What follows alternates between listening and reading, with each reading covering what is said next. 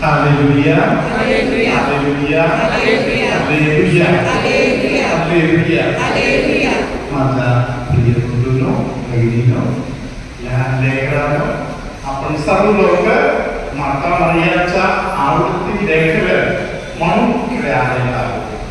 Praise the Lord. Hallelujah. Hallelujah. खरोखर आपण सर्व लोक माता मरियाचे आवडते लेकर आहोत. Praise the Lord. Hallelujah. Hallelujah. तरी प्रकटीकरणाच्या पुस्तकामध्ये 12व्या अध्यायामध्ये असे लिहिलेलं आहे माता मरियाची मुलं कोण आहेत. Praise the Lord. माता मरियाची मुलं ते आहेत जे येशूचे वचन पाळतात आणि येशूविषयी साक्षी देतात. Praise the Lord. हालेलुया. आपल्या समोर मी माता मरियाला जेव्हा कधी आई म्हणून हाक मारताय, माझ्यावर देवानी एक आत ठेवलेला आहे. आई म्हणून हाक मार, आई म्हणून हाक मार. तेव्हा ध्यानात घे की तू आज्ञा पाळायला पाहिजे. आणि प्रत्येक नमाजमध्ये, प्रत्येक नमो हे कृपा मरियामध्ये आपण एक गोष्ट कबूल करतो, आम्ही पापी आहोत. Praise the Lord. Hallelujah. Hallelujah. येशूने आपल्याला सांगितलेलं आहे, जे कोणी आजारी आहे त्यांना वैद्याची गरज आहे, जे पापी आहे त्यांना परमेश्वराची गरज आहे. हालेलुया.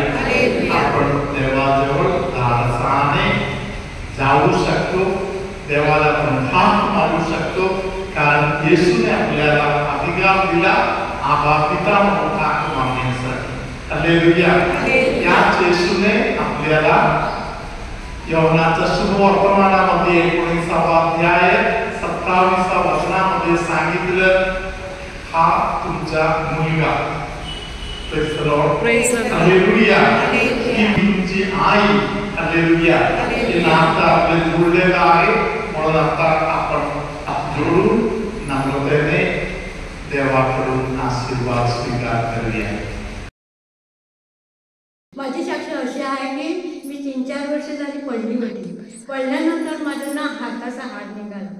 तर मला काहीच समजलं नाही. मग मला डॉक्टरकडे नेलं. डॉक्टरने माझा 1 महिना माझा पाठ बांधून ठेवला आणि सांगितलं 1 महिन्यानंतर तुझं सोडील. नंतर मी सोडल्यानंतर मला डॉक्टरने सांगितलं तू मालिश करण्यासाठी रोज 15 दिवस यायला लागेल. तर मी जायची, माझ्या सुनबाईला घेऊन मी जायची. नंतर मालिश करता करता मला काही एवढं दुखायचं ना, मी अशा आरोळी तर मारलीच नाही, पण माझ्या मालीमात्याला मी जवळ घेतलं आणि ती मद्रास मालिशे हे होतं इमाज होती, त्याच्याकडे मी बघून माझं सगळं दुखत होतं ना, ती मी सहन करत होती. कधी कधी एकच आवाज करायचा आई मावली असं, कारण ते खूप मालिश करताना मला खूप त्रास व्हायचा. असं करून मी डॉक्टरने सांगितलं मला 15 दिवस जाते. तर मी काय सांगितलं 2-3 दिवस गेली. पावसाळा होता, तर मी जसे मला रिक्षात पण या हाताने बसता येत नव्हतं, तर मी असे माझ्या सुनबाईने हात धरून बसवायचं. आणि मी अशी त्याच टायमाला जायच्या टायमात मला असं वाटायचं येशू मी कशी जाऊ, तू माझ्यासाठी आहे. आई मावली माझी मातेची मी प्रार्थना करायची, गाठी सोडवणाऱ्या आईची मी प्रार्थना करायची आणि मी त्यांच्यावरती विश्वास टाकून मी जायची. पण तिथे जाऊन मला रडायलाच यायचं. माझं मी घाबरायची तर माझ्या त्या हाताला मालिश नाही केलं पाहिजे असं करून. डॉक्टरने सांगितलं आज तुझे 8 दिवस झाले, अजून तू ये. 8 दिवस सांगितले तर मी सांगितलं बाबा मी 15 दिवस देवा कशी 15 दिवस जाऊ, मला नकोच. मी असे विचार केला आणि मी सांगितलं नाना आता बस कर, माझा हात वरती जाण्यास मला मदत कर. पवित्र आत्म्याला मी हाक मारायची. पवित्र आत्म्या माझ्या साथीला असतोच. कधीतरी अडचण झाली काय झाली तरी मी पवित्र आत्म्याला हाक मारते. तो माझं सगळं काय सफळ करते, मला काहीच टेन्शन नाही वाटत. नंतर ना माझ्या हाताला गेली मी तर त्याने मला मालिश करायचं सांगितलं. अजून दुखते का, मी चला दुखतेच डॉक्टर पण कधी बरं होईल असं करून ना मी दुसऱ्या दिवशी गेलीच नाही ना. मग तिसऱ्या दिवशी ना दुसऱ्या दिवशी गेली ना परत मी ते मला विचार आला का मला कोल्हापूरला यायचं आहे. कोल्हापूरला येता माझा मुलगा बाहेर आला, त्याला मी सांगितलं आपण जाऊ. आम्ही दोघंजण इथे आले. इथे आल्यानंतर मला असं वाटलं मी बीजी फादरकडे जाईल आणि माझा हात एवढाच उंच होता, एवढंच असं जातच नव्हता. कपडे पण घालायला मी अशी हे करायची का दुखून कसं करायची तसेच. नंतर ना आम्ही कन्सुलीला उभे राहिल्यानंतर पहिला मुलगा गेला. मुलगा कन्सुलीनं आला तर मी मुलाला सांगितलं माझा हात वरती जाते, मला फादरला सांगायचं. ते मला सांगितलं मम्मीचा जाता काय झालं सिस्टरमध्ये आल्या.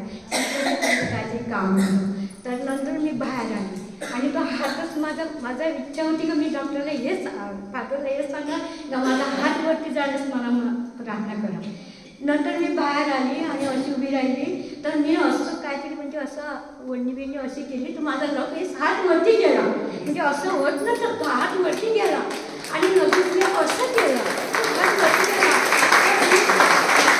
मुलाला सांगितलं बघ मी अजून फादरच्या खाली टेबला करून परत आलेली आहे, म्हणजे सिस्टरचं काहीतरी काम होतं म्हणून. तर मी नाही जातं माझा हात वरती गेला. मी सगळं हालून बिलून दाखवला. नंतर मी मुलगा म्हणजे जा तुम्ही परत तुला घ्यायलाच लागेल फादरकडे, कारण आशीर्वाद घेतला नव्हता मी. तर मी परत गेलो. फादरला सांगितलं फादर मी तुमच्या टेबलाचकडे आली आणि माझा हात मी बाहेर गेले. माझा हात असं झालं मी फादरला पण करून दाखवलं. फादर सांगते कधीतरी साक्ष दे. पण ही साक्ष माझ्या मनातच होती पण मी घाबरत होती, कारण काय एवढे आम्हाला साक्ष द्यायची म्हणजे मला ती शरम वाटायची, म्हणजे कशी देऊ कशी बोलू. पण आज मला पवित्र आत्म्याने मला शक्ती दिली.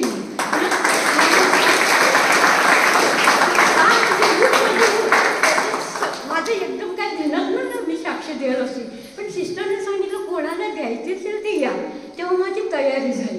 पण आता मी कशी बोलू काय म्हणजे मला देवाने सांगितलं तू बोल, कशी तरी बोल, पण मी सक्सेस देणार.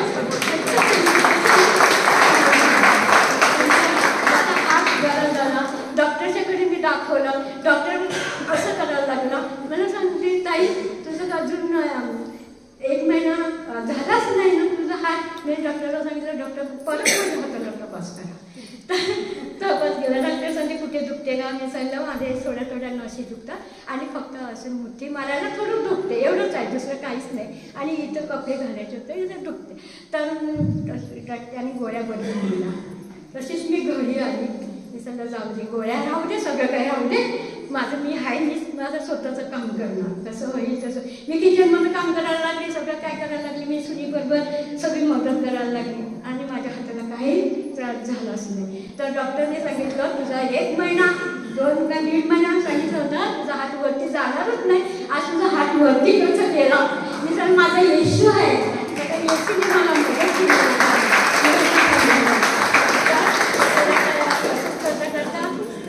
काय तुझे झालं ना, मी गपचूप बाहेर उतरली आणि फादरला फोन करते. फादर आज माझं असं दुखते, माझं असं होते.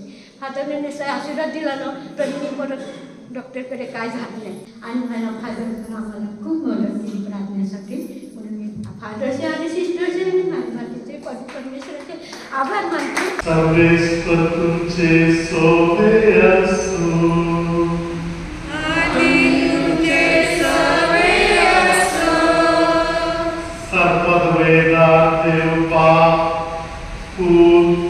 पवित्र आत्मा तुम्हा सर्वांना आशीर्वाद देवो.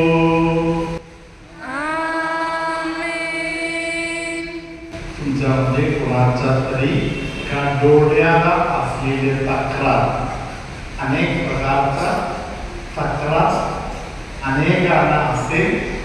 डोळ्याच्या संबंधातील तक्रारामध्ये प्रभू आता बदल घडून देत आहे.